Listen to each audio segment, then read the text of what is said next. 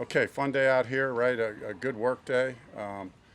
Be able to get the guys from Daniel High School out here and be able to get together and have a co-practice with them. That was kind of fun and unique. So I'll open it up from there. Frank, what does Justin Houston bring to you guys? Really excited to have Justin. You know, Justin is to add to that group. That group has been really good in camp.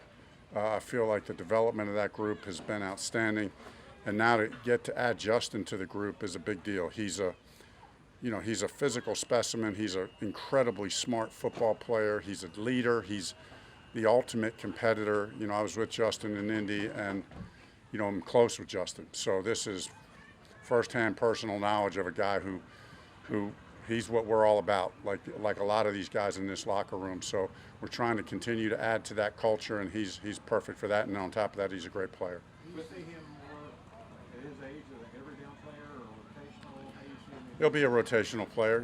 I mean, hey, listen, I have no doubt, knowing him the way that I do, that if we wanted to play him 60 plays a game, he'd be up for the task. But that won't be likely. It's a long season, and so we'll talk with the Jero and we'll have a plan to kind of rotate him in, get the right amount of snaps that we want for him, and really, ideally, you want to be able to rotate your guys up front anyway. You talked about wanting four guys, like four main rushers during the offseason. How does he complement, maybe not just Brian, but Marquise and some of the other guys? Yeah, I mean, obviously his production, needs no, I mean, it speaks for itself.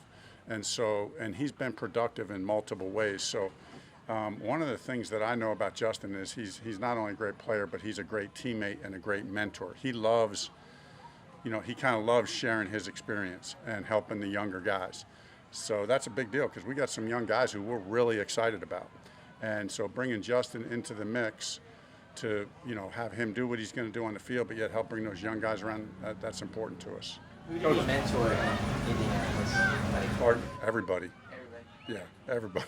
Anybody specifically? Well, I'll let him kind of spell that out for you, but literally, like with that D line, you'd see him every day after practice, staying out with young guys, talking to them all the time. Just loves talking football, loves talking pass rush, playing defense.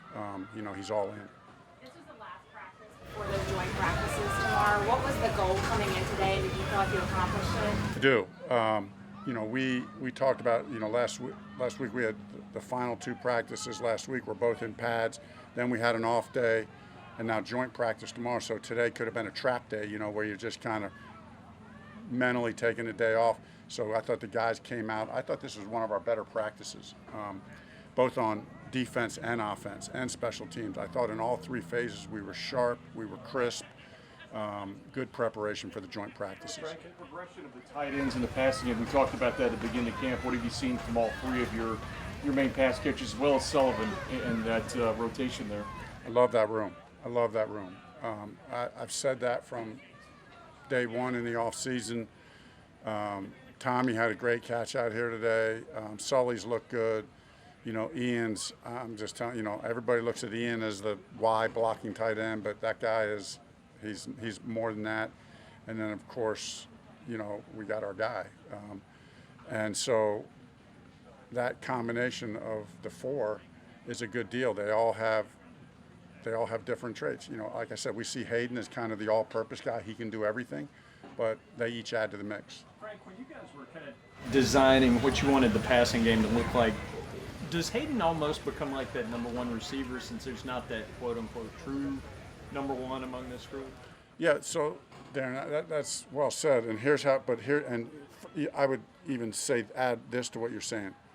We really design it so that we have a different number one receiver on every play. That's not just number one in the progression, which that you would say, duh, everybody does that. But we're gonna really move guys around to put them. So some guys have a special. I think everybody's got a superpower, right? We always say, hey, what's your superpower? And put guys in position to use their superpower. Maybe they can't, maybe there's one or two routes that they run better or just have a better feel or instinct for. So let's put him in position to run that, use that superpower on that route, on that play. He's our number one receiver.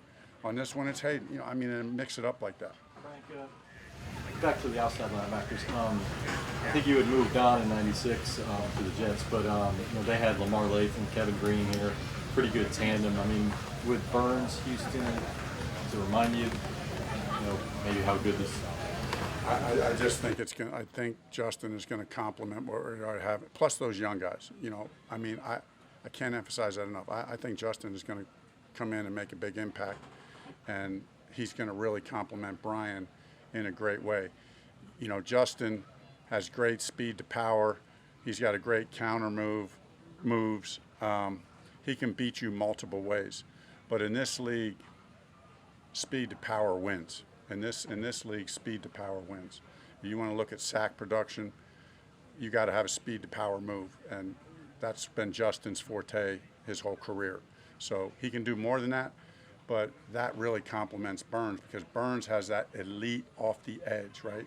And there's only a handful of guys that have that. Brian has that, okay? Justin complements that on the other side with elite speed to power.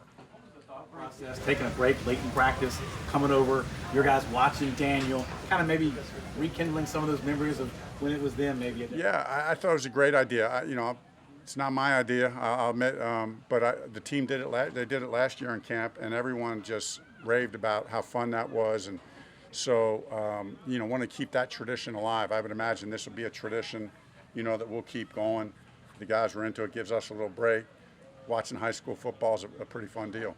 Frank, you've got 3 speed size guys in Chart, Marshall, and Mingo. How much does that help you from a creativity standpoint with moving those guys all around? Yeah, it helps a lot because they're all, like you said, speed and size players, but they all have different, kind of things that they do well. And so, I mean, listen, at this league, everybody can do everything well, but like we're talking about, do something at elite level because that's what it takes to win. So that's what we'll try to do, and then we'll try to continue to build their game. Like with Mingo as a young player, say, okay, he runs these 3 routes really well. And then you continue to build the other ones, get him experience, and expand his game. I just think that'll be the plan going forward. Really nice sidearm throw. He does it all the time, but you got a guy coming in tomorrow who's pretty good at different arm angles. Any similarities in just the way Bryce uses arm angles and footwork compared to what you're doing? I do think there's similarities. You don't like to compare in this business, and obviously Aaron Rodgers is in the league of, Bryce isn't ready to be mentioned in the same sentence as Aaron Rodgers. But the reality is he can do exactly what you said. Like the throw that you're talking about today, that's an elite throw, and how quick it gets out. That's the thing with Aaron. He not only can throw at all those arm angles, but the speed at which the ball gets out, there's a special skill set for that, and we believe Bryce has that same skill set. Frank, I had 2 unrelated, but wanted to know if you had any kind of telling stories about Justin off the field during your time with him, and then just wondered about it Demir. Oh, I'm so bad at that. I'm so bad at those questions. But listen, this guy's a class act now. Great family. Great husband. His wife is amazing. He's just a team player. I don't know what else to say about it. I'm just so thrilled that he's here. And the second question? Demir up to Bird. Oh, Demir, yeah. So Demir's hamstring is pretty significant. It's pretty significant. So it's going to be a while. And, could require a procedure. So, we're continuing to get him evaluated, which is a shame because he was really looking good. And obviously, he's put himself in good position, but this was an unfortunate injury. I mean, it's. I don't want to put a time frame on it. It's not season ending, but it's significant. Like it's more than a month. It's more 6-8 weeks. Like they're talking. They're talking more something in that time frame. So, all right, thank you.